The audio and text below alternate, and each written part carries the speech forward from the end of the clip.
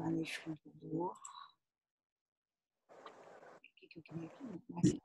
Aqui. Ao vivo em YouTube. Aí já vai e vamos começar.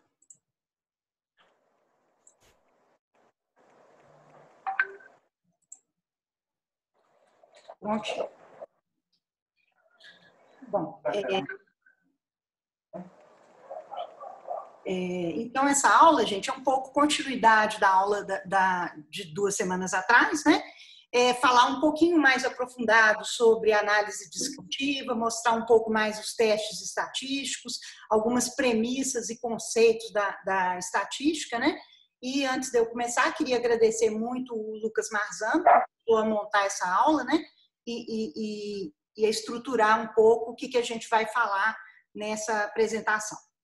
Bom, então, os objetivos dessa aula, basicamente, é a gente explicar um pouquinho o que são testes de hipóteses e como que a gente faz essa compreensão em relação aos estudos, a gente entender como que a gente analisa os resultados de um estudo utilizando alguns conceitos, né, como intervalo de confiança, valor de P, mostrar para vocês como é que a gente interpreta esses conceitos, e também um pouco sobre a escolha adequada de qual teste estatístico eu vou escolher, né? Quer dizer, quais critérios que eu utilizo para a escolha de um teste estatístico, né? Adequando ao tipo de distribuição, o tipo de amostra, o tipo de variável.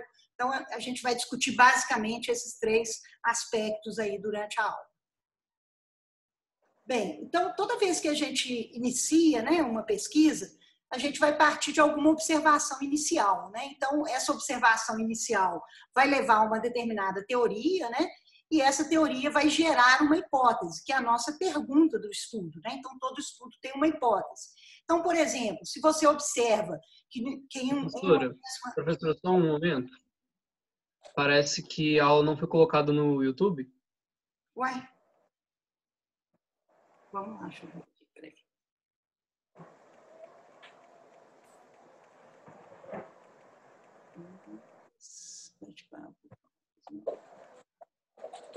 YouTube. Ah, tá. Aqui.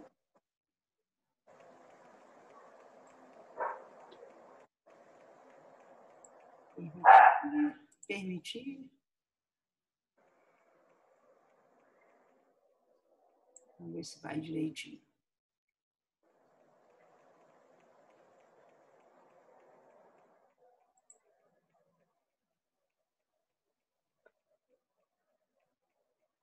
Peraí.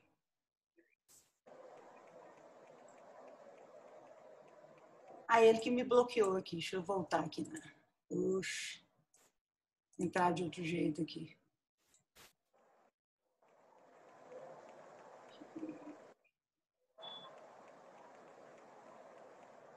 No YouTube.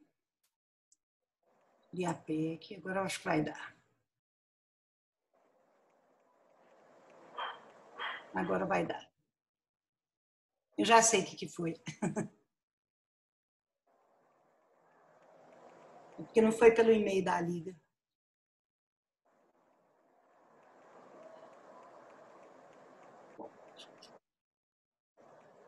Eu já sei o que foi.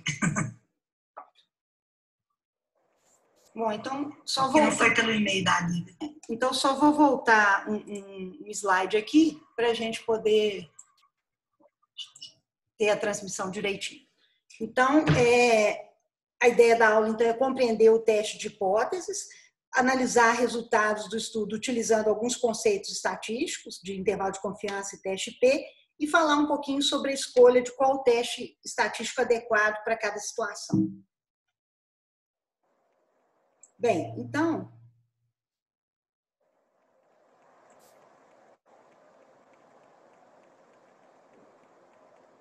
Como a gente estava dizendo, né, quando você inicia uma pesquisa, você parte de uma observação inicial. Essa observação inicial gera uma teoria que, por sua vez, vai gerar uma hipótese. A observação inicial pode ser, por exemplo, que você observa que uma determinada família tem muitas pessoas que apresentam uma determinada doença.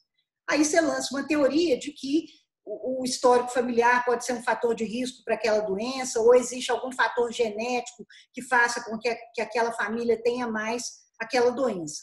E aí você vai lançar uma hipótese, né?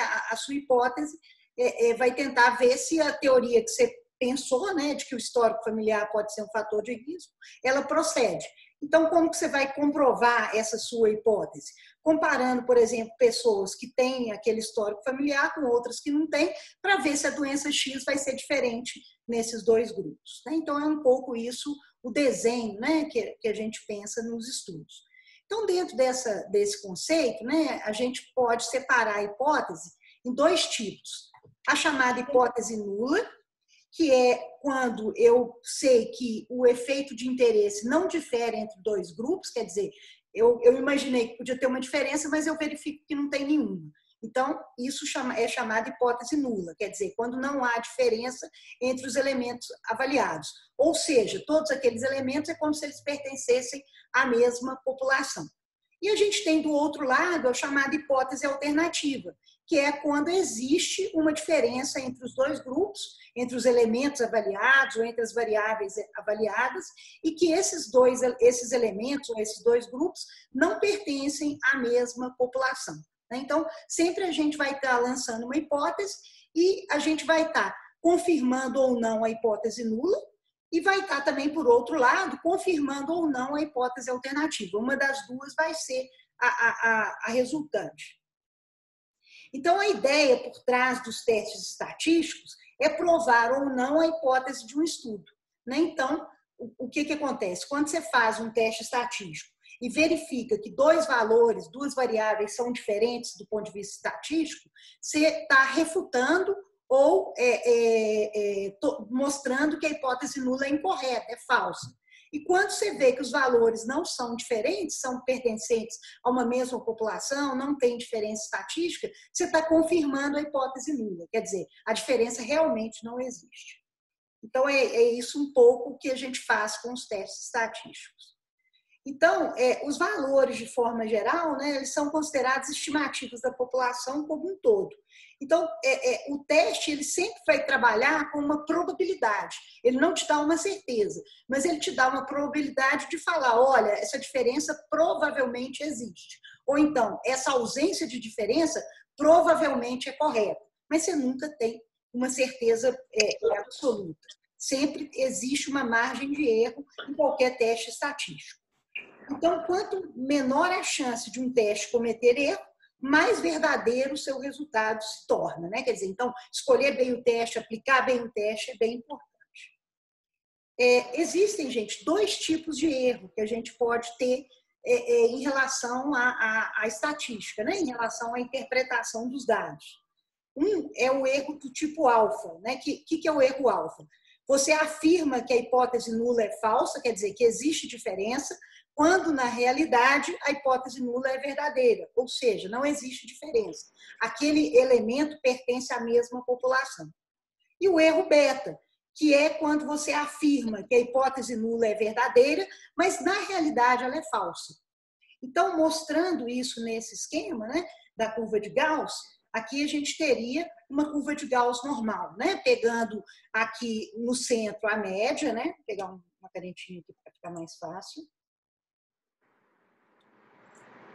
Aqui a gente teria, nessa porção central da curva de Gauss, a média, e aqui nos extremos a gente teria os dois desvios padrão para cima, e aqui dois desvios padrão para baixo, que pega a maior parte da curva de Gauss. Então, pronto, isso aqui seria uma curva de Gauss, a distribuição da população dentro da curva. Então, quando a gente tem uma curva de Gauss assim, a gente considera que 95% das pessoas vão estar dentro dessa curva, né? Quer dizer, considerando uma determinada variável que está distribuída dentro da curva de Gauss. Quando a gente tem um erro alfa, o que vai acontecer? É como se a gente tivesse um achatamento dessa curva de Gauss. Então, a gente pega uma parcela menor da população que a gente considera como pertencente àquela população. Então, aqui a gente deixa de considerar.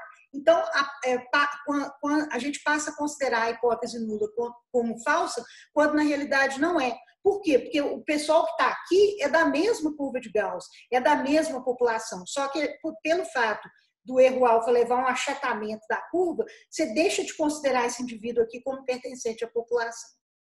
E o erro beta é o contrário. O erro beta o que vai acontecer? Você começa a pegar indivíduos que são extremos e considerá-los como pertencentes à população. Um comentário importante sobre o erro alfa é que a gente considera um erro alfa aceitável quando ele envolve a área de 5% dos extremos, né? Então, seria um erro alfa considerado aceitável.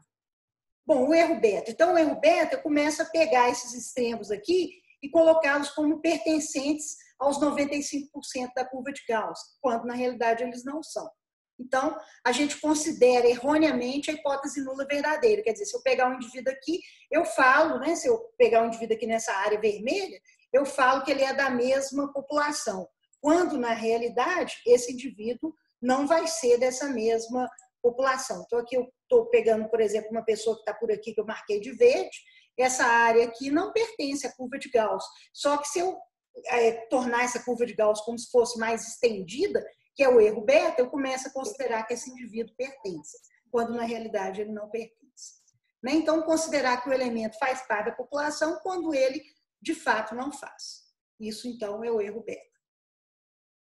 Então, gente, em todo teste estatístico, a gente usa um valor de probabilidade, que no nosso caso, né, que a gente usa na maior parte dos estudos da nossa área, é o valor de P, né, que vocês vão ver em vários estudos, tem lá o valor de P.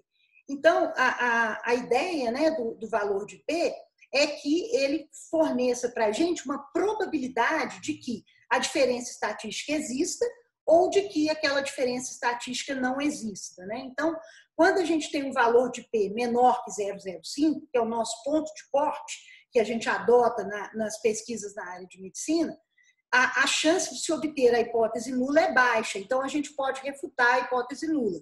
Quer dizer, a gente pode dizer, existe uma diferença estatística verdadeira. Por quê? Porque o meu valor de P é menor que 0,05. Então, esse aqui é o nosso ponto de corte, a nossa probabilidade de estar refutando com segurança a hipótese nula. Por outro lado, quando o valor de P é maior que 0,05, acontece o contrário, né? A gente vai confirmar a hipótese nula. Então, a chance de que ela não ocorra é muito pequena. Então, aqui mostra que aquelas variáveis, aqueles elementos, não têm diferença estatística, né? Então, a gente considera como similares aqueles dois grupos, cujo valor de P está acima de 0,05. Bom, então, isso, para a gente interpretar, vai ter uma certa importância. Outra coisa que é importante é a gente levar em conta as medidas de dispersão, porque toda vez que a gente vai comparar, por exemplo, médias, a gente tem que ter uma ideia de qual que é o desvio padrão ao redor dessas médias.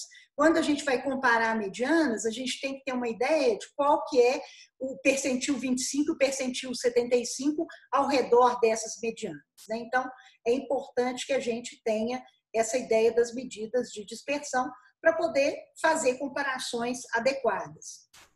Então, toda vez que a gente realiza alguma descrição pontual da amostra, a gente tem que mostrar também a sua dispersão, porque isso é um jeito da gente falar qual seria a abrangência daquela determinada variável. Então, aqui mostrando, né, que se for uma variável de distribuição dentro da curva de Gauss, que é a curva normal, a gente vai ter a média como a medida de posição, que é essa medida central, 2 desvios padrão para cima, a medida de dispersão para o lado superior, 2 desvios padrão para baixo, a medida de dispersão para o lado inferior. Se a gente desenhar aqui, aparece novamente a curva de Gauss. Bom, então, além dessa medida, né, de desvio padrão, que é uma medida de dispersão, a gente tem uma outra medida importante, que é o chamado intervalo de confiança, né? Então, o que é o intervalo de confiança? São limites de valores em que você realmente acredita que um determinado valor se encontra, um verdadeiro valor se encontra, né? Então, tem uma faixa de variação em torno daquele determinado valor que você encontrou. E esses limites vão te dar um chamado intervalo de confiança, que você sabe que 95% das vezes que você fizer aquele experimento, você vai encontrar valores dentro daquele intervalo, utilizando, né, o método que você utilizou. Então, por isso que esse intervalo é importante. A gente vai mostrar como que interpreta esse intervalo e por que a gente tem que ter uma noção dele. Então, por exemplo, né, aqui um exemplo hipotético de um estudo que compara o risco de ingestão de café e a incidência de câncer de boca, né? Então, esse estudo foi feito e constatou-se que indivíduos que ingeriam café possuíam 1,5 vezes mais chance de desenvolver o câncer de boca. Bom, então, teoricamente, quando eu falo que uma coisa tem 1,5 vezes mais chance, eu estou supondo que essa coisa é risco, que ela aumenta a chance da doença. Só que, para eu falar que ela é um risco real, eu preciso de saber o intervalo de confiança. Então, se eu puser aqui o intervalo de confiança, né? Quer dizer, se eu só falar um número e meio, eu vou dizer, não, o hábito de tomar café é fator de risco. Mas eu preciso saber o intervalo de confiança para ter certeza se o hábito de tomar café é mesmo fator de risco. Então, quando eu coloco o intervalo de confiança, ele variou de 0,5 a 2,5, e deu 1,5. Quando vocês olham esses números, 0,5 a 2,5, aqui no meio desses números, o número 1 está incluído.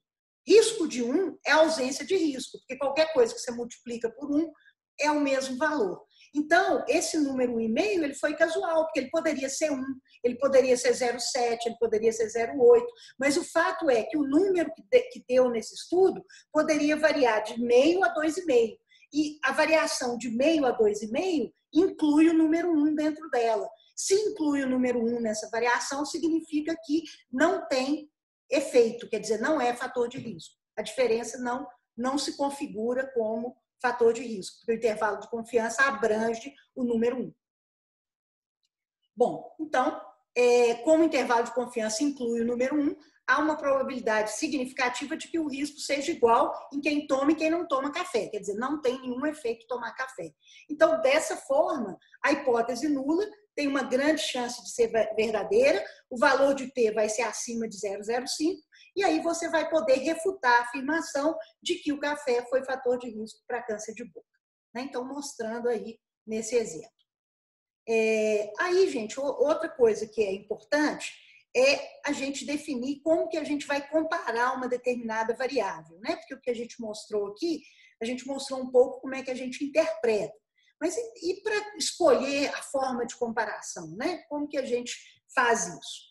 Então, primeiro, a gente tem que ver que tipo de variável que eu vou usar, quais que são os testes corretos para comparar essas variáveis, como que eu interpreto esses testes e qual que é a minha inferência estatística, quer dizer, o que eu projeto em relação a esse resultado. Bom, então, para escolher um teste estatístico, a primeira pergunta que a gente faz é qual o tipo de variável, tá? Porque eu posso ter uma variável categórica ou numérica. Eu não vou usar o mesmo teste para uma variável categórica em relação a uma variável numérica. Então, eu tenho que escolher adequadamente o teste. A outra pergunta que a gente faz é qual que é a distribuição da variável. Essa variável está dentro da curva de Gauss, daquela curva que eu mostrei, né, que é aquele sino, né, que a gente mostrou lá, né, que seria essa curva, desenho bem, seria essa curva aqui, né? Então, é a distribuição. Ela pode ser uma distribuição assim, que não está dentro da curva de Gauss. A maior parte dos valores está no extremo e poucos valores nesse extremo aqui. Não tem essa distribuição simétrica, né? Maior parte dos valores no meio, valores extremos nas duas beiradas, né? Então, a distribuição pode variar. E aí o teste que eu vou usar para comparar a variável também vai ser diferente. Outro fator que a gente tem que elencar é o desenho do estudo, quer dizer, qual tipo de estudo que eu estou utilizando, qual que é o estudo é prospectivo, é retrospectivo, é coorte, é caso-controle, então isso aí vai ter uma influência também. E claro que conforme a quantidade de grupos de estudo. Se eu estou comparando só 2 grupos, 3 ou mais grupos, eu vou ter testes específicos e adequados para cada uma dessas circunstâncias. Então, vamos lá. Em relação à variável categórica, quando a gente trabalha com uma variável categórica, né, por exemplo, sexo, masculino, feminino, por exemplo, estado civil, casado, solteiro, divorciado, viúvo, são categorias. Então, a gente vai comparar percentuais, frequências. Então, a gente não vai usar os mesmos testes de quando a gente compara um número.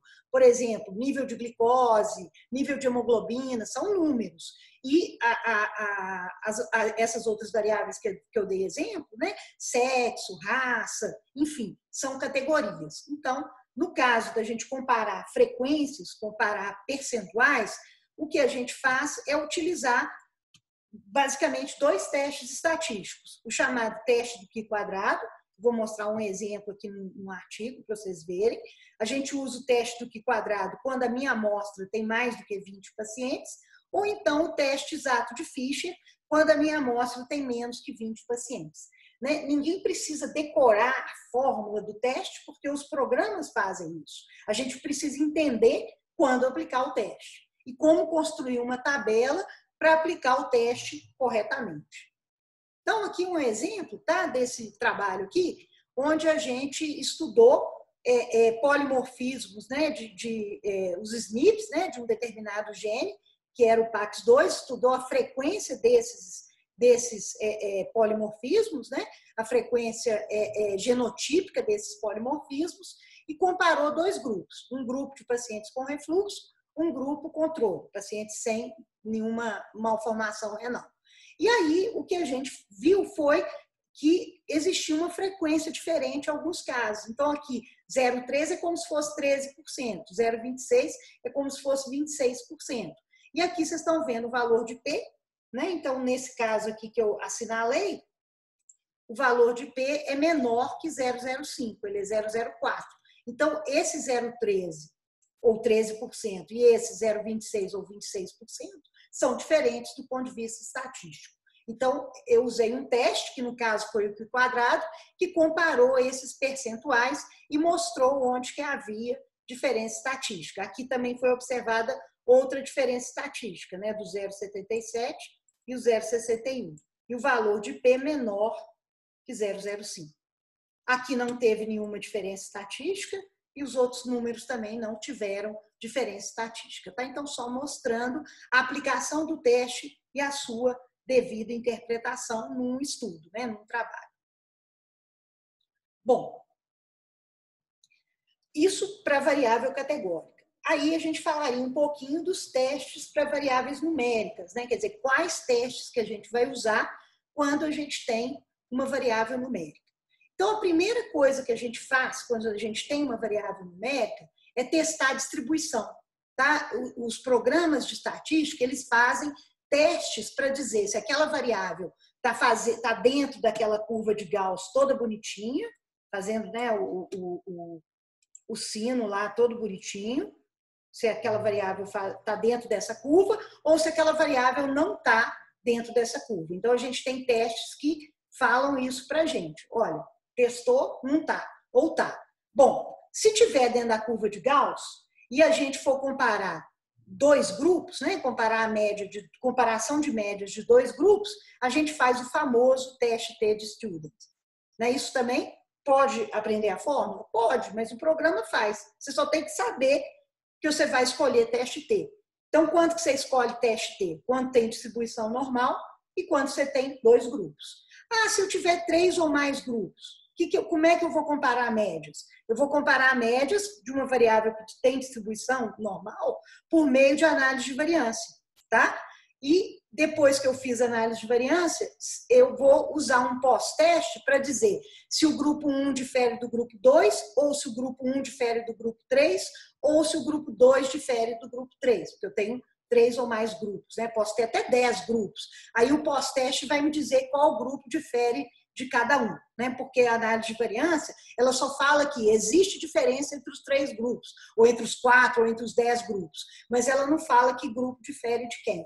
Então, quando a gente usa um software estatístico e tem vários grupos para comparar, e esses grupos têm variáveis de distribuição normal, a gente vai fazer análise de variância, que é a famosa ANOVA, vocês vão ver escrito lá nos papers, e sempre a ANOVA está escrito assim, ANOVA com teste de Student Newman-Kills, ANOVA com teste de Dunant, sempre tem um pós-teste, que você vai usar para dizer qual grupo difere de quem. Bom, mas a gente pode ter também uma variável que não está na curva de Gauss, né? Que não tem distribuição normal. Então, o que vai acontecer? Eu não posso comparar a média, eu vou ter que comparar a mediana. E para comparar a mediana, eu uso basicamente dois testes. O teste de Mann-Whitney, quando eu tenho apenas 2 grupos, e o teste de Cruz-Coalesce, quando eu tenho 3 ou mais grupos. Esses testes também é só a gente escolher no programa estatístico que o programa faz para a gente. Mas a gente tem que ter primeiro definido que a distribuição da variável é não normal. Está fora da curva de Gauss. Então, aqui eu dei um exemplo prático, né, desse estudo aqui, onde a gente comparou pacientes que tinham, né, síndrome nefrótica primária, crianças, os que tinham proteinúria baixa dos que tinham uma proteinúria mais alta. E aí comparou várias variáveis, né? Então, começando aqui com a variável idade, ela é uma variável com distribuição normal, então ela está mostrada aqui como média.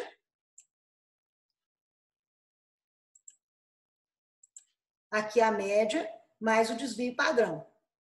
Aqui a variável idade, média, desvio padrão. Aqui o teste P, mostrando que não tem diferença estatística, né? O P foi bem maior que 0,05. O P foi de 0,53, né? Então, bem mais alto.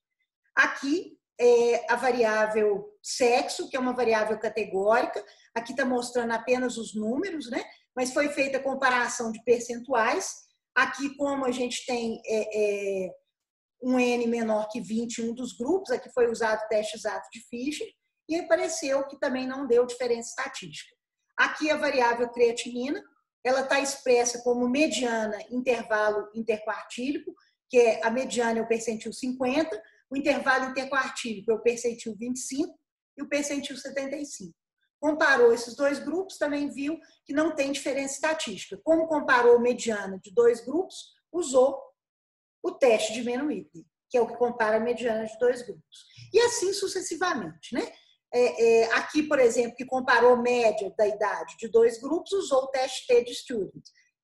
Aqui, de novo, comparou média de 2 grupos, aqui apareceu uma diferença estatística, que usou o teste T de Student.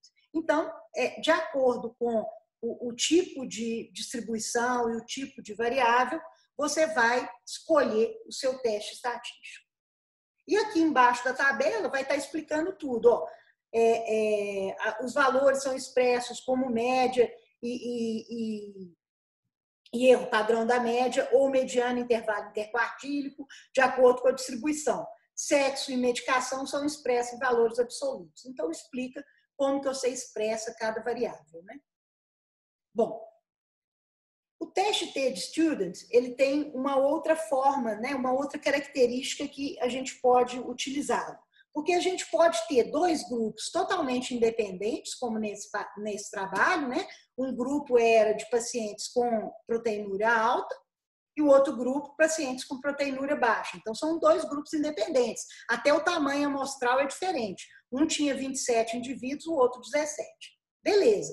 Mas a gente pode fazer um estudo onde o mesmo indivíduo é feito uma determinada intervenção. Então, por exemplo, tem um indivíduo 1, aqui eu dei um remédio para ele, por exemplo, eu medi a pressão desse indivíduo, dei um remédio para a pressão, medi de novo. Então, eu estou comparando o mesmo indivíduo com ele mesmo, né? Antes e depois do remédio. Então, toda vez que eu faço uma comparação de antes e depois, eu posso usar o chamado teste T pareado, quer dizer, o indivíduo é controle dele mesmo, né? A mesma pessoa antes e depois. E aí, esse teste, ele exige que a variável tenha distribuição normal, e se ela não tiver, eu tenho um teste para comparar também indivíduos antes e depois, quando a distribuição não é normal, que é o teste de Wilcoxon. Então, aqui só mostrando um estudo que comparou indivíduos antes e depois, né? Que foi o seguinte, nesse estudo aqui eram pessoas saudáveis, rapazes, jovens saudáveis, que faziam um treinamento físico. um treinamento de alta intensidade e um treinamento de baixa intensidade. E o que aconteceu? O que a gente fez? O que a gente comparou nessas pessoas? A gente coletou sangue e urina antes do exercício e depois do exercício, nos dois tipos de exercício. E comparou aqui algumas moléculas, né? Então, a gente dosou ECA2, angiotensina 1A7 antes e depois. E aí, a gente usou esses testes pareados para comparar os valores dessas moléculas antes e depois, tá? Então, só mostrando como que é a aplicação disso.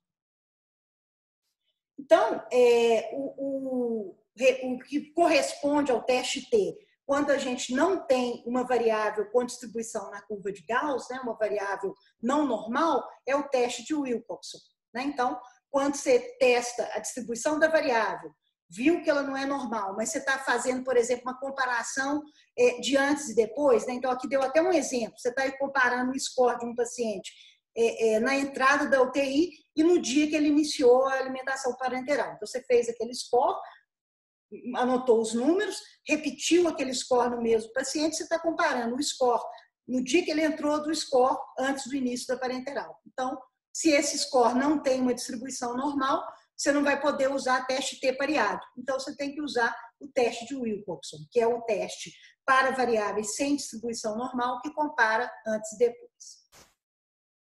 Bom, então, né, como a gente mostrou aqui, a gente vai ter sempre um teste para variável de distribuição normal e um teste para variável que não tem distribuição normal, né? Então, o teste T não pareado é esse teste, quando a gente tem dois grupos, que compara médias.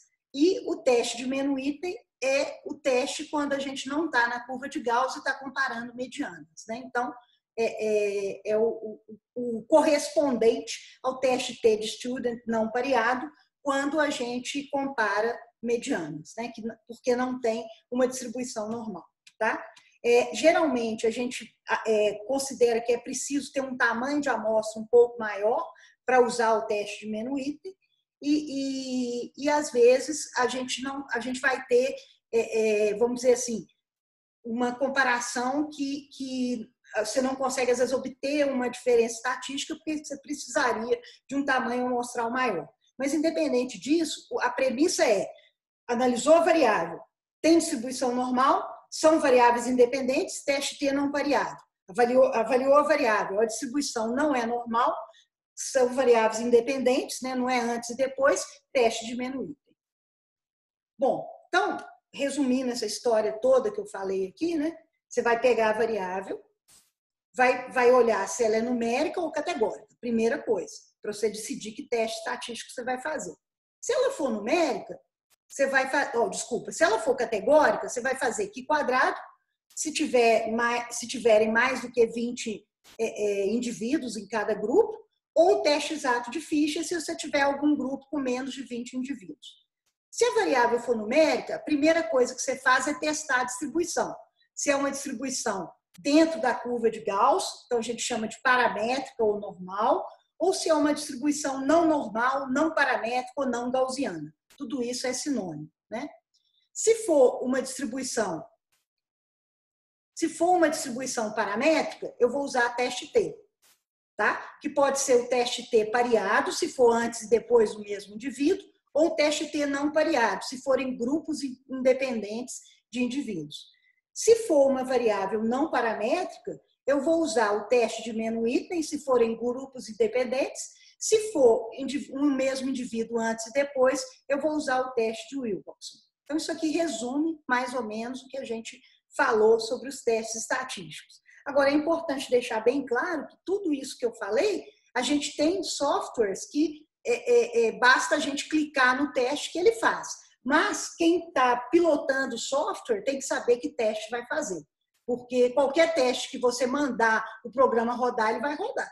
Então, se você, por exemplo, não viu a distribuição da variável e mandou rodar um teste considerando que ela tivesse uma distribuição normal quando ela não tinha, a sua análise estatística vai ficar errada. Então, é importante que a gente tenha esses princípios para fazer análise. Quer dizer, eu não preciso decorar as fórmulas dos testes, mas eu preciso saber os princípios e o passo a passo para fazer essas análises. Bom, então a mensagem final, né, gente, que a gente deve saber interpretar criticamente a metodologia dos estudos para verificar se a gente confia ou não nos seus achados, né? A discussão que a gente fez antes referente à vacina levantou um pouco essa questão. E quando a gente analisa os resultados, a gente deve lembrar de verificar a distribuição das variáveis, o teste utilizado, o valor de P e o intervalo de confiança. Foi um pouco do que a gente veio falando aqui ao longo dessa apresentação. Eu não tenho nenhum conflito de interesse. Agradeço muito os coordenadores da LIAPEC, no caso dessas aulas de estatística, em especial o Lucas Marzano. Agradeço sempre o laboratório, a agência de fomento, porque, né, faz parte. E é isso. E agradeço a atenção de vocês. Estou absolutamente às ordens para responder quaisquer perguntas que vocês queiram fazer.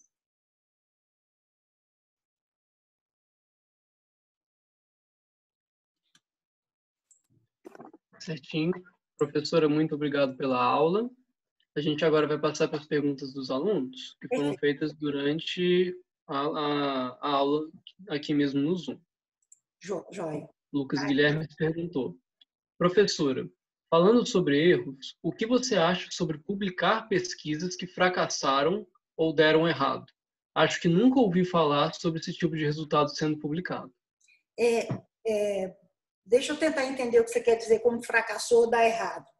Porque você... O que acontece? Assim, toda pesquisa, a pessoa tem uma premissa, uma ideia, né, que ela acha que vai dar aquele resultado. Aí vamos supor que deu tudo diferente, ou seja, não teve diferença de grupos, não deu nenhum resultado significativo. Isso eu não acho que é uma pesquisa que deu errado. E eu acho que deve ser publicado. Quer dizer, você imaginava que uma coisa ia ser diferente, ela não foi. É importante divulgar um resultado negativo, né? Vamos dizer assim. Então, eu acho que isso não é uma coisa que deu errado. Agora, uma pesquisa que deu errado mesmo, quer dizer, que tem uma falha metodológica, eu não acho que ela deva ser publicada, não, porque ela tem uma falha, né? Então, para essa pesquisa, eu acho que ela deveria ser corrigida, acertada, e aí sim publicada. Mas são coisas diferentes. Quer dizer, publicar resultado negativo eu acho muito válido.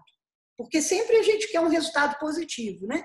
Ah, meu Deus, não deu diferença nenhuma. Mas isso é um resultado importante. Isso poupa o trabalho de alguém testar aquilo de novo, né? De repente, vamos supor que é um medicamento novo. Você queria que ele funcionasse, ele não funcionou. Se você divulgar que ele não funcionou, você está poupando o trabalho de alguém testar esse remédio de novo. Então, é importante o resultado negativo. E a gente tem muito aquela fantasia, né? Eu só vou publicar um resultado positivo maravilhoso. Não, você deve publicar o resultado, seja ele qual for. Desde que você tenha feito a pesquisa bem feita, né? Eu respondi, Lucas? Respondeu sim. Mas, Ana, isso é feito comumente? Como que é? É feito sim. Ah, tá. É feito sim. Né? Pesquisadores sérios e tudo fazem, né? Por exemplo, eu posso depois mostrar, tem alguns estudos genéticos que a gente fez achando que um gene ia dar diferença e não deu nenhuma, mas a amostra era grande, o estudo era bem feito, publicamos desses pacientes com anomalias congênitas, sabe? Bacana. Ou eu mostrei um exemplo aí, né? Esse exemplo que eu mostrei um exemplo que deu diferença, porque eu queria mostrar o valor de P, mas teve um que não deu nada. E nós publicamos.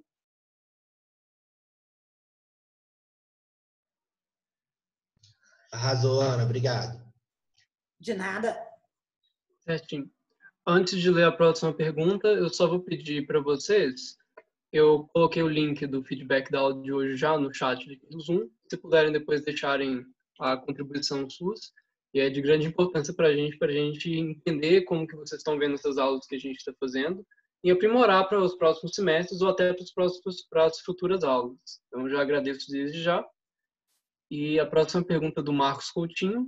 Nesse exemplo do café, deve-se considerar o risco absoluto para analisar? Tá, você pode expressar alguma coisa em risco absoluto, risco relativo, risco atribuível, são medidas de risco. Mas toda medida de risco, ela tem que vir junto com o intervalo de confiança. Então, só olhar a medida de risco não basta. Você precisa de ver o intervalo de confiança, porque ele é que vai te dar o real peso daquela medida de risco. Porque se a medida isolada ser maior que 1, não significa que ela é um risco real. Ela só vai ser um risco real se o intervalo de confiança não passar pelo número 1. Vamos supor que deu 1,5 ali, aquele exemplo. Se eu tivesse um intervalo de confiança entre 1,1 e, por exemplo, 2,5, aí aquele 1,5 seria um fator de risco. Então, o intervalo de confiança é que vai decidir, no caso de uma medida de chance, de risco. Então, toda vez que eu tiver um risco relativo, um odds ratio, um risco absoluto, eu tenho que ter um intervalo de confiança para eu saber interpretá-lo adequadamente.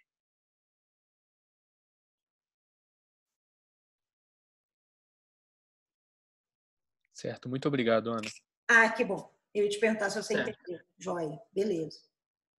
A próxima pergunta, também do Lucas Guilherme, é a seguinte. A percepção sobre como construir a tabela a ser utilizada no teste se dá só com a prática? Ou tem alguma bibliografia que fala isso com mais detalhes? Então, Lucas, assim, não só com a prática, mas tem livros de estatística que mostram direitinho como que você constrói a tabela. Até em alguns programas estatísticos tem uns tutoriais, né, uns helps do programa que podem te ensinar algumas coisas, mas tem livros, né? Tem apostilas, tem bastante coisa que explica como que você constrói uma tabela, onde que você põe cada parte da tabela. Isso tem sim. Né? Claro que com a prática você vai aprimorar, mas existe material teórico para isso.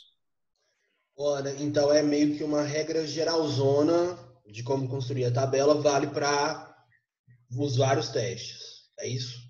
Sim, mas assim, vai ter as tabelas para você fazer testes de variáveis categóricas, né? Para você fazer o pi quadrado, ou exato de Fisher, vão ter um modo correto de construir, e vão ter também outras tabelas que vão ter outras normas, mas existe tudo bem padronizado, entendeu, Lucas? E no programa ele te dá umas dicas de onde que você vai pôr cada coisa, em alguns programas, né? Beleza, obrigado. Nada.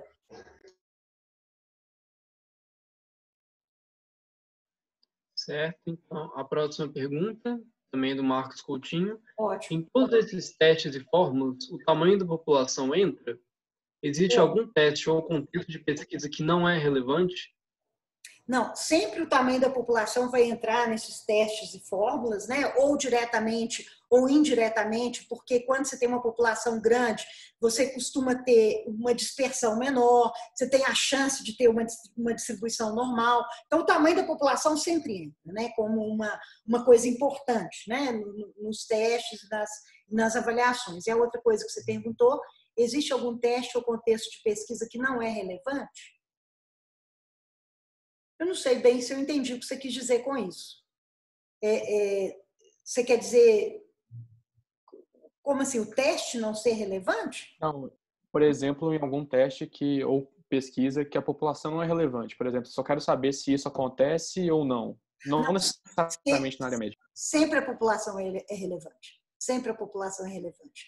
E uma coisa, assim, só para tentar te explicar aí, Marcos, o tanto que a população é relevante, que a gente, antes de fazer um estudo, a gente pode fazer um cálculo amostral, quer dizer, dependendo do tipo de estudo, a gente pode saber qual que é o mínimo de gente que eu preciso para ter um estudo confiável para aquele meu parâmetro, né? Quando é um estudo que você já tem algumas premissas sobre ele, entendeu? Então, a população é relevante, sim. Pode ter certeza. Assim, obrigado, Ana. De nada. Certo. A próxima, então, também do Marcos. Se você fosse indicar um software para começar a trabalhar com estatísticas para pesquisa, qual recomendaria? Bom, eu recomendaria o GraphPad Prism. Eu acho um software fácil, faz tudo, faz desenho, enfim, eu acho excelente. Né? Esse pedaço da aula, vamos dizer que não está no YouTube, né? Então, assim, o povo consegue baixar esse software, sabe? Então, eu ganhei de pessoas, mas o povo consegue baixar, porque ele não é barato. Ele tem uma versão trial de 1 mês, que a pessoa pode usar. Então, assim, se você quer experimentar, vale a pena cadastrar, pegar essa versão trial e ver se você gosta, né, do software. Mas eu acho ele excelente. O help dele é muito bom, explica as coisas, eu acho ele intuitivo, fácil de usar. né? Assim, e ele faz grande parte das análises que a gente precisa.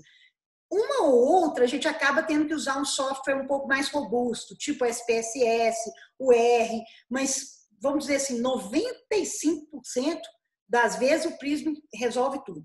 Ainda faz uma figura bonita. Porque o SPSS só faz figura feia. Certo, Ana, muito obrigado. Nada. Agora é o Bruno. Certinho. E para a última pergunta, a gente tem a pergunta do Bruno.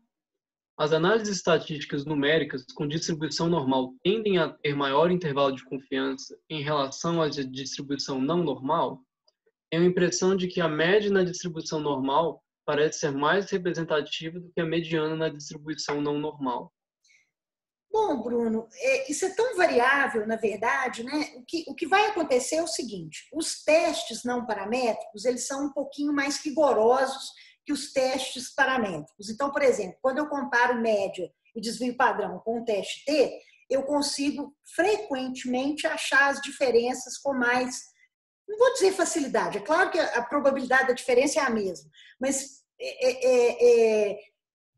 é mais fácil de achar diferença com uma população um pouco menor, vamos dizer assim.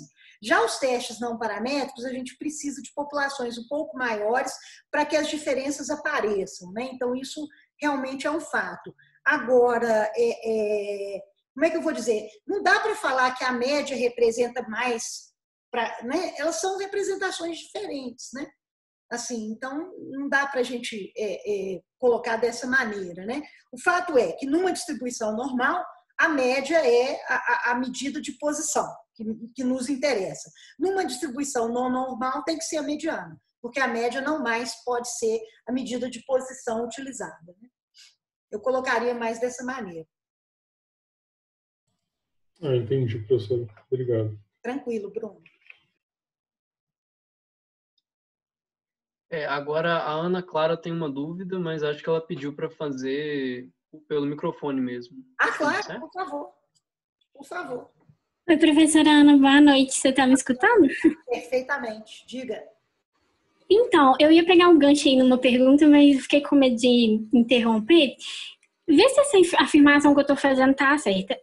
A média, tipo, o intervalo de tempo, o intervalo de chance, ele tem que ser maior do que 1 para ser confiável? Por exemplo, tem que ser de 2,5 a 5. Isso. Não pode cobrir o 1. Isso, não pode cobrir 1. O intervalo de confiança não pode cobrir 1. Não é para ser confiável, é para ele ser um fator de efeito. Porque se ele cobrir o 1 vezes qualquer coisa é a mesma coisa. Então, ele não faz efeito. Entendeu? Esse que é o princípio. Então, quando ele não passa pelo 1, significa que ele faz um efeito, que pode ser um efeito de risco ou de proteção, né? Então, por exemplo, se ele deu 2 e varia de 1,8 até 3,5, ele é risco mesmo, ele é 2 vezes mais, de fato. É isso. Entendi. A outra coisa que eu fiquei com dúvida é, depois que eu faço todo aquele mapa mental de Q quadrado, Fisher, é que eu comparo grupos diferentes. Por exemplo, quando tem mais de 2 grupos. É isso? Eu também me perdi nessa parte. Então, né, tanto o teste do Q quadrado quanto o teste de Fisher, ele está comparando percentuais, né? Então, vamos supor que eu mostrei aquele exemplo lá dos genes, né? Então, ele pegou os diferentes genótipos, né? 2A, 1A e 1T e 2Ts. E aí ele comparou em pacientes que tinham uma doença e os controles, quantos % tinham cada genótipo. Então, ele faz um teste para comparar, para dizer o seguinte, essa diferença de percentual, ela é realmente relevante? É isso que o teste vai te responder. Ou ela é fruto mero do acaso? Entendi. Obrigada. De nada.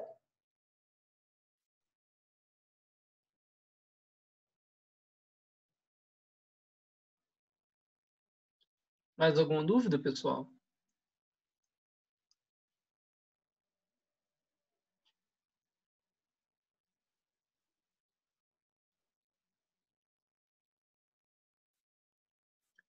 Acho que escrito aqui não tem não, né? Pelo menos eu dei uma passeada. Não, escrito não. Uhum. Acho que eu vou assumir que por enquanto, então, não teremos mais dúvidas. Então, tá certo. Pessoal, fiz as pazes com a estatística. Muito bom. Ah, que bom! Nossa, agora até fiquei feliz. Fiz as pazes com a estatística, a gente fica feliz. Pessoal, essas 2 aulas que a gente fez sobre o tema de introdução à estatística foi apenas uma introdução que a gente pensou em fazer mesmo, para que quando vocês estiverem realizando o estudo com os artigos ou até na sua própria iniciação, vocês tenham algum conhecimento mínimo para ter como embasamento. Até para voltar, caso vocês tenham alguma dúvida, a gente tem as aulas no YouTube, talvez vocês voltem até só para dar uma olhada, para ir direitinho nas bases. Mas é claro que a estatística não acaba por aqui. Ainda tem muitos outros tipos de testes, muitas comparações e muitas inferências que são feitas a partir de outras análises. A gente aqui queria dar mais uma base para que vocês tenham pelo menos algum conteúdo. Também não é muito nosso objetivo de dar uma aula completa de estatística, porque tem uma disciplina na faculdade para fazer isso. A gente mais precisaria dessa base para vocês conseguirem ter um mínimo para fazerem de acordo de certinho, né? Tanto os artigos quanto a iniciação científica. Mas, caso vocês ainda tenham dúvida enquanto estão fazendo isso, eu e a professora estamos sempre à disposição para tirar qualquer dúvida. E talvez alguns outros coordenadores a mais, dependendo de como serão os nossos projetos. Mas podem ficar tranquilos que essa é só uma base. As próximas dúvidas que virão, e eu sei que virão, a gente vai estar aqui sempre à disposição. Certo? E, mais uma vez, peraí, posso fazer uma pergunta? Não é sobre estatística, mas ainda sobre pesquisa. É claro, meu caro. Pode falar. Ei, gente, tudo bom? Boa noite. Boa noite, Ana. Muito obrigado pela aula. Muito obrigado também, viu, Lucas? Porque esses dias eu estava andando pela rede social, né?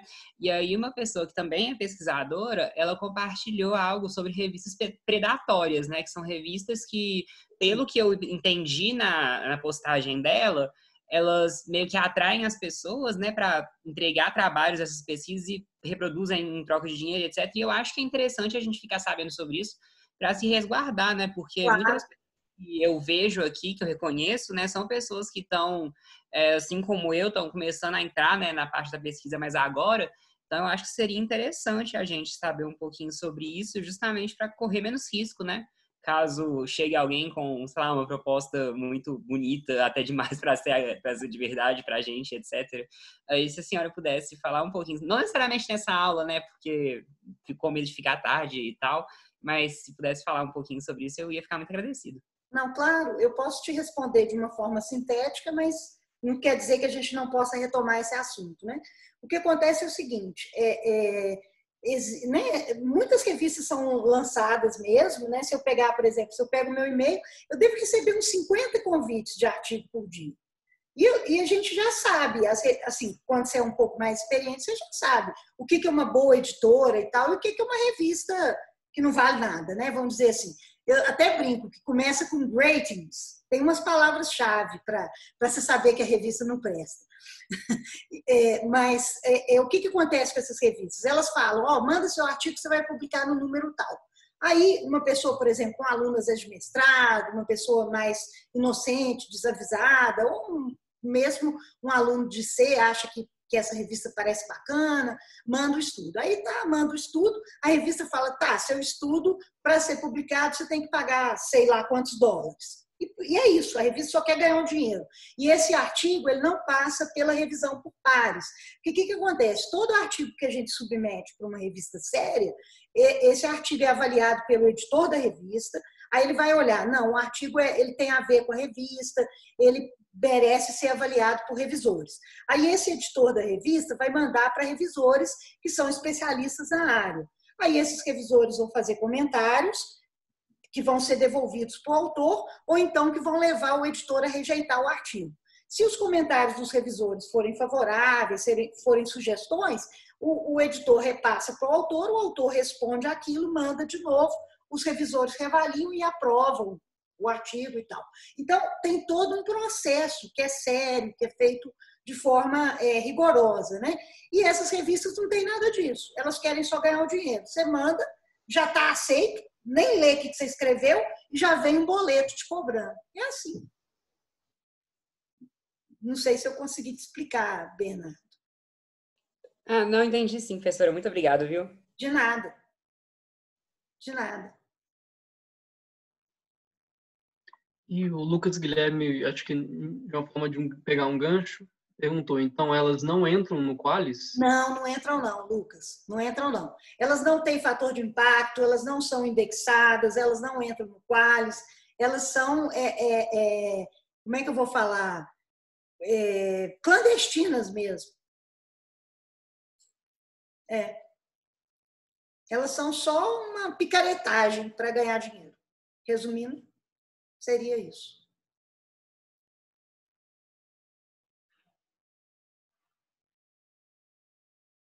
E cada vez existem mais, posso falar.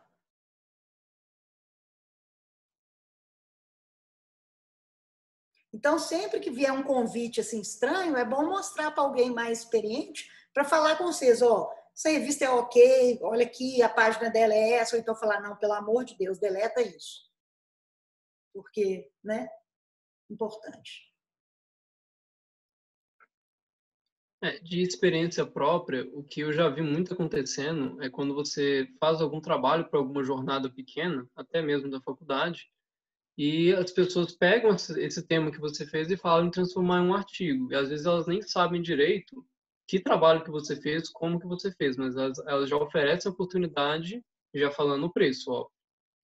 Então, como nós acadêmicos, a gente nunca perde nenhuma oportunidade, a gente já fica louco, né? Porque assim, publicar um artigo, então a gente já começa a ficar mais entusiasmado.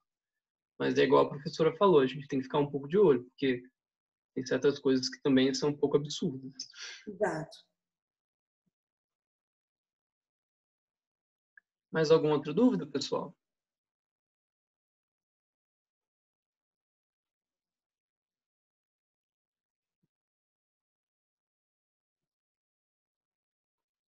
Tá certo. Eu acho que não vai ter mais nenhum por enquanto, não. Eu vou só mais uma vez mandar o link do feedback da aula. Sou chato mesmo, mas eu tenho que mandar sempre que posso. E agradecer a todos pela participação, por estarem aqui com a gente. E mais alguma outra coisa, professor? Eu só queria desejar um Feliz Natal, um bom Ano Novo, um bom recesso. Essas coisas. Que venham animados para o janeiro, né? Porque não é outro semestre, a gente ainda está no mesmo, né? Mas para o janeiro, né? Vamos dizer assim. Ai, ai. Isso aí. Então, a Ana perguntou se vai ter mais aulas de nivelamento, sim, em janeiro, né? A gente vai falar um pouco de desenho de estudo, a gente pode depois mandar direitinho o processo, e aí nós já vamos começar a organizar as questões tanto da IC, da escrita de artigo, né? As atividades da Liga, tá? Isso, pronto. Beleza. Podem ficar tranquilos que tudo que será feito a gente vai repassar de forma bem didática. Igual a gente fez no começo do semestre, que a gente explicou basicamente o passo a passo, a gente vai dar continuidade. Então, assim que a gente tiver tudo preparado, a gente manda para vocês, ou em alguma aula, ou mesmo no grupo. Então, podem ficar tranquilos. Respeito das Muito aulas. obrigada. Joia, gente. Obrigada a vocês.